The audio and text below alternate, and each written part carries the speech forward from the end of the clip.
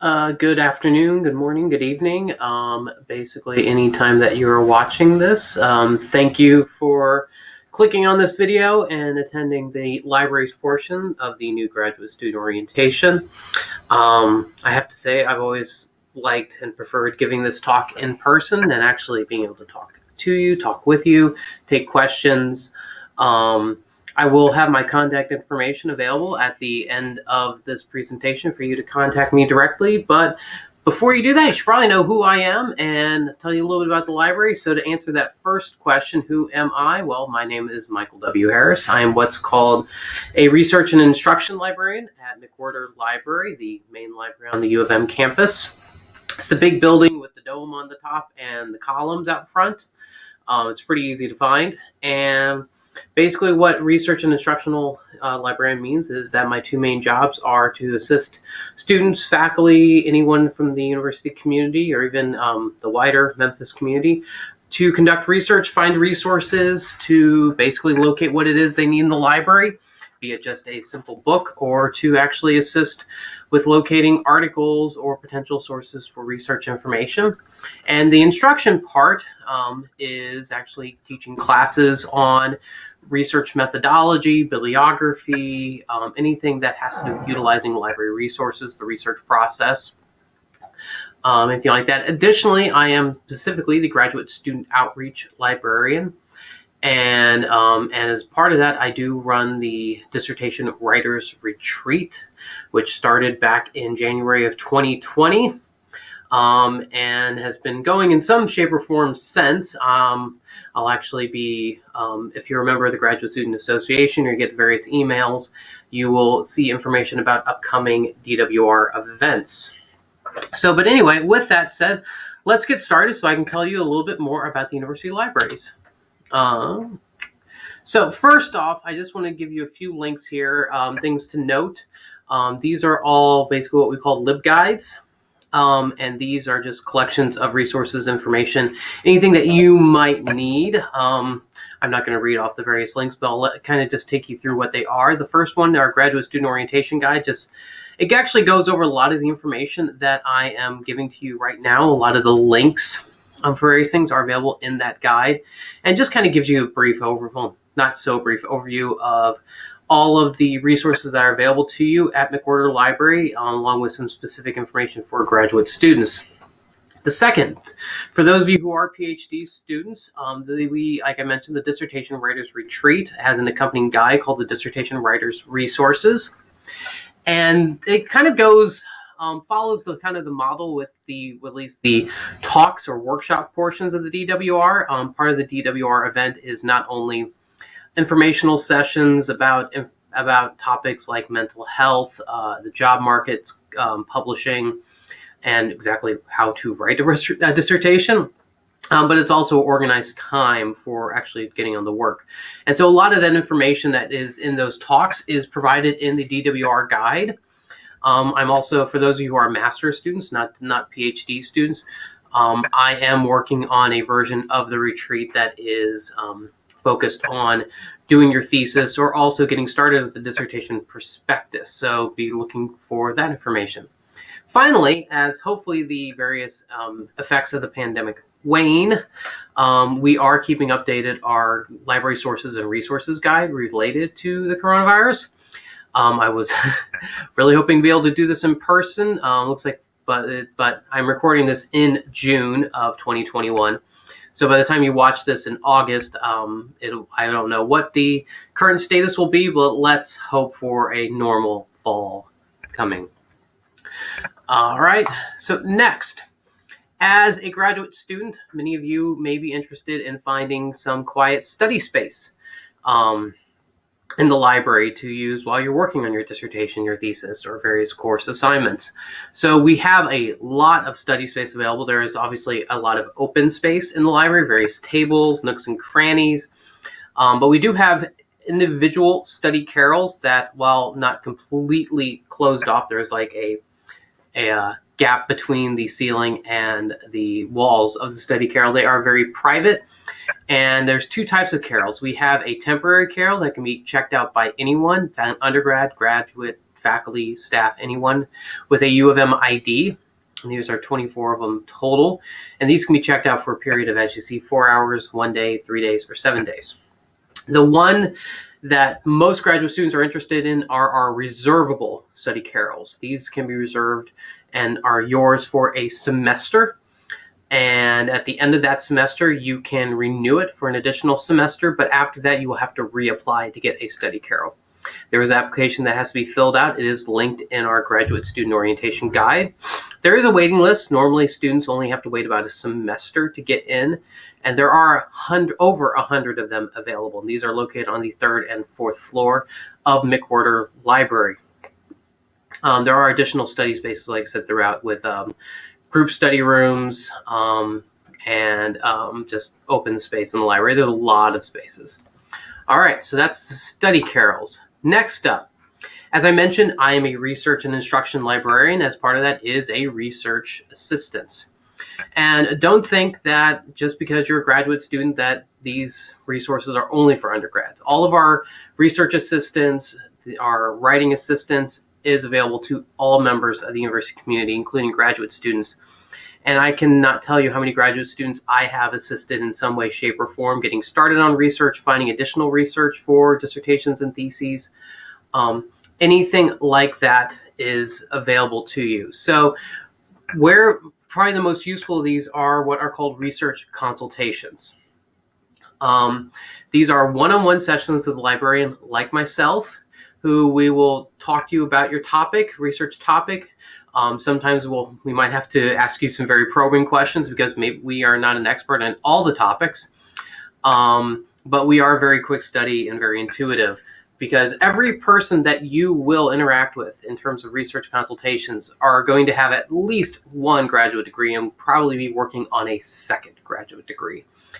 We are all required to have at least a master's in library science, and many of us have masters in additional subjects. Myself, as you may have seen on the opening slide, I have a PhD after my name. I have degrees not only in library science, but also music performance and musicology.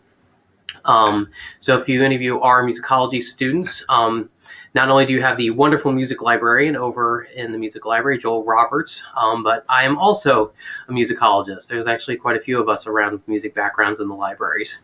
Don't know how that happened.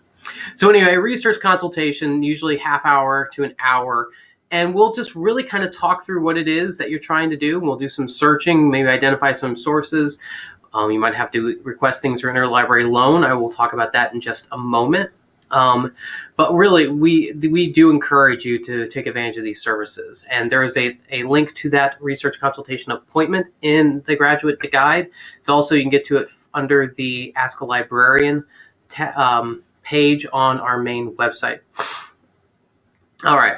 Beyond that, we also do have the library chat, which is just an interactive chat service that is available from the library homepage. This is mainly intended for quick questions that you may have. It's not meant to be a substitute for those research consultations that you make with us. We also do have a library email service that you can just drop questions into.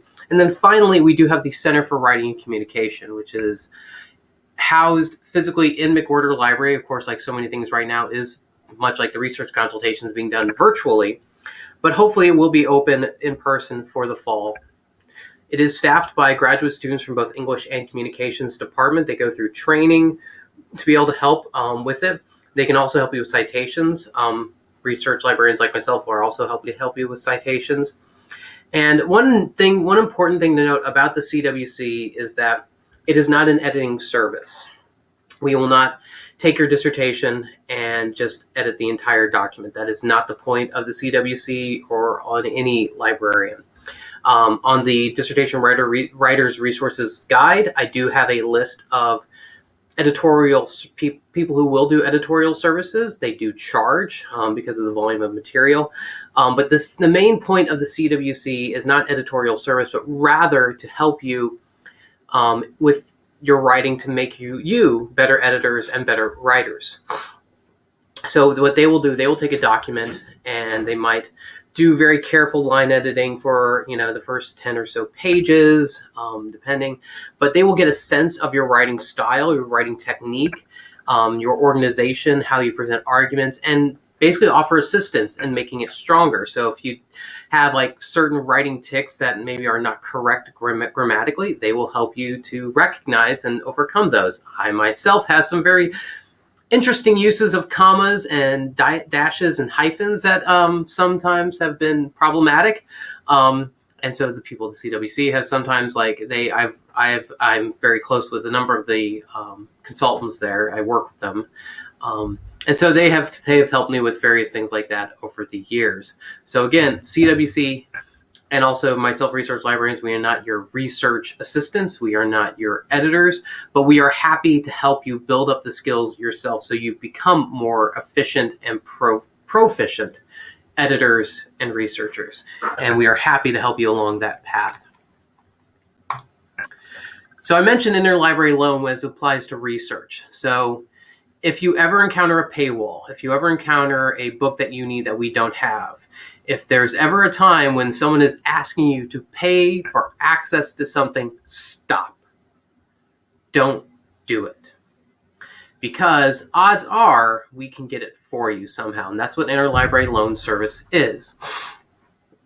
So if you're searching for an article in our database, you find a listing of it, but we do not have full text access to it, place an interlibrary loan request. Most of those are turned around in 24 to 48 hours, and they're delivered electronically. You'll get an email saying, please log into the ILL website and download the article. Do download the article as soon as you get that, because they do delete them after 30 days. We only have so much space to save those. All right. If it's a book, they can usually get it to you within a week or two, depending on where it's being shipped from. If it's being shipped locally in the sort of greater Memphis, Tennessee, Kentucky, Arkansas, Mississippi, Alabama area, it can usually get here in 3 to 5 days. If it's coming from further afield or even overseas or international, it's going to take longer if they're physically shipping the book to us. So there are many ways to place a request via ILL. There is a link in, again, that Graduate Student Orientation Guide. And in many places in our databases, you will see either full text, something that says full text finder that will sort of take you through a series of links of which one is place a request or interlibrary loan. If you use that link, you log into the website, it'll automatically fill out everything. If you just found a reference to an article and we don't have it, then you can also just place that request directly once you get into the ILL website. You can say place request for place article request, place chapter request, place book request, whatever, and then fill it out yourself if you'd rather do that. Sorry, had to cough. But the bottom line is that interlibrary loan is an amazing service, and they will do everything they can to get access to things for you. I many times say they're sort of the wizards of the library because they have ways of getting things that I never thought they could. All right, so interlibrary loan, great. They're your friends, and utilize it because you should not have to pay for anything. Someone somewhere along the way has paid a lot of money for you to be here. Textbooks cost an arm and a leg. Don't pay for something you don't have to. Ask us to get it for you. That does not include textbooks, however. But as graduate students, many of the books you need for classes are not technically textbooks, and we will have those, and we have scanners, we have copiers, you can do those kind of things and make a copy of like the chapter or the article, whatever it is you need for class, or a lot of times professors do upload those to their course shells. All right, for graduate teachers, speaking of course shells, I go into a little bit more detail about this in my graduate TA orientation talk that some of you will also be watching or will have links to. But for graduate teachers, there are instructional services, which is, like I said, part of my job. We can do library sessions for your classes that include brainstorming with your students, how to brainstorm for topics, teaching them research and search strategies in our databases, giving them the basic orientation to our resources. We will also we can teach them how to do source evaluation. Is it a good source, a bad source? How to tell these things? What is the difference between a magazine article and a journal article? How to evaluate the veracity of stories online?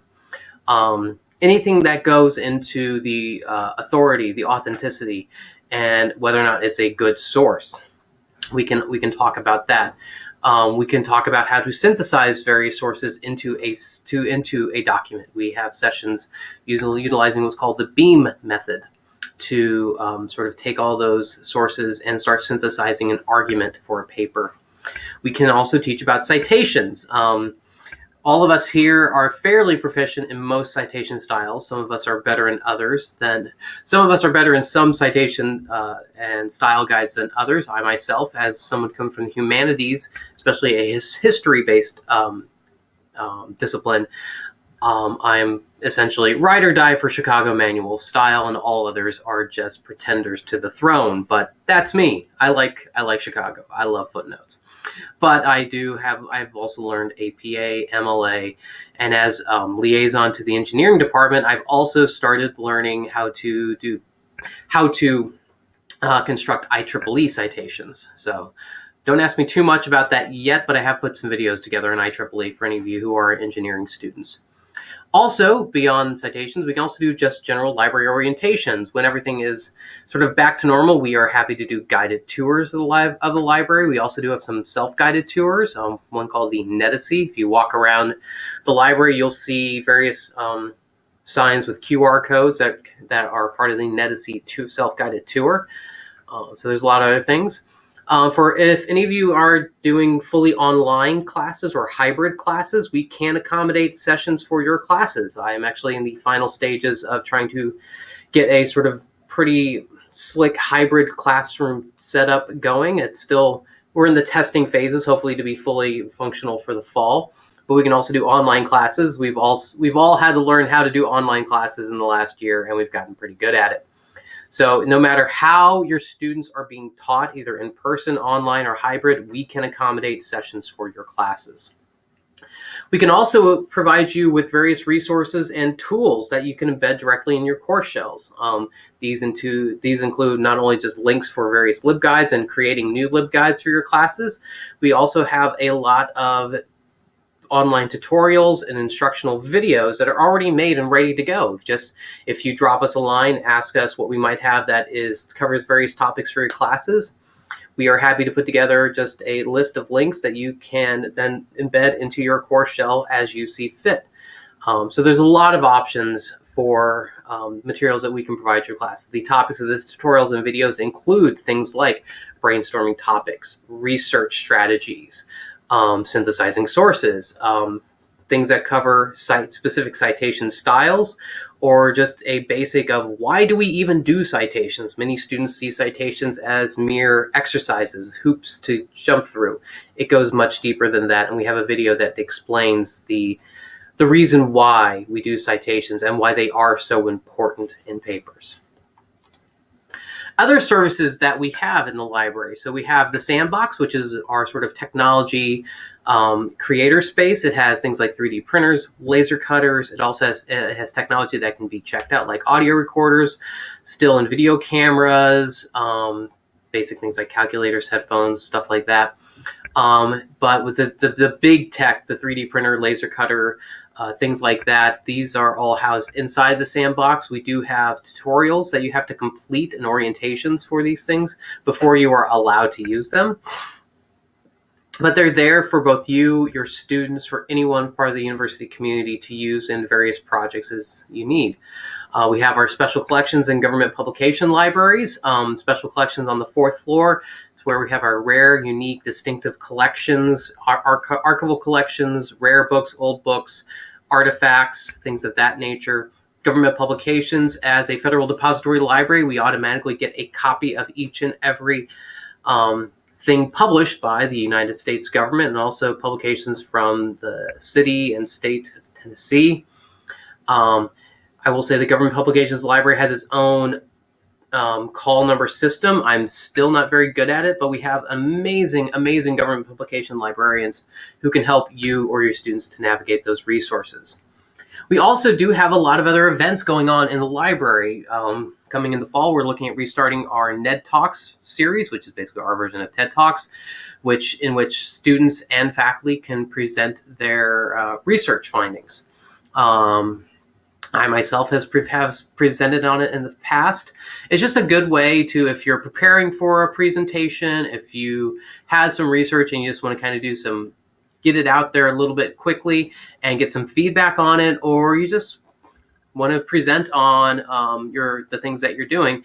The NED Talks are a great venue.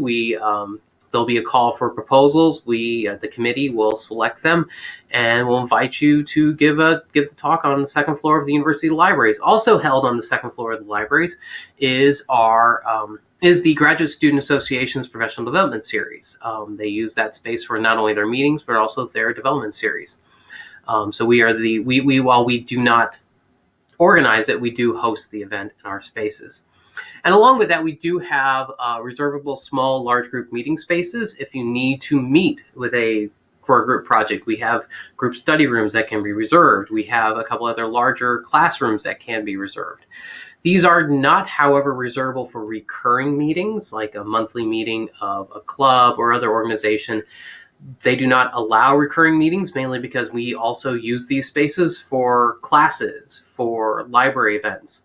So we cannot have a recurring meeting there, but we are happy to, you can make the appointment, now I'm blanking on the word, I'm so sorry, the reservation via the University Library's website. So that is the basic overall the service of the libraries. And we also have books. We have lots of books. Between both the library and the McWhorter Library, our branch libraries of both music and health sciences, our offsite storage, we have over 1 million books in our collection. This includes nonfiction, fiction, some bestsellers. We have almost 4 million pieces of microfilm, microfiche, all on the second floor of the library. This includes historical newspapers that are available only via these sort of small formats. We have 10 plus million manuscript pages, over 800,000 photographs. These are mainly housed in the Special Collections Library. We also have a map library, as I mentioned, the government publications. We do have DVDs, VHS, Blu-ray discs. We also have a graphic novels collection. Most of all those are in the sandbox. We have a lot of materials here. So please do come visit, come down to the library. If you want a guided tour or orientation, you feel free to reach out to me directly. And with that, you can see this is my contact information. Also, this is the library. This is the main library. I should also mention that there is also the law library downtown in the downtown the law school campus.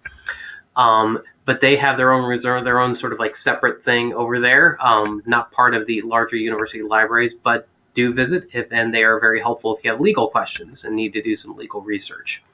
So anyway, this is my contact information. Yes, there is no A in my email address. As you've probably discovered, the university loves to drop vowels from their email addresses. So mwhrris2@memphis.edu. And please feel free to hit me up with any questions, comments, concerns. I look forward to working with all of you at some point during your graduate career here at the university, and welcome.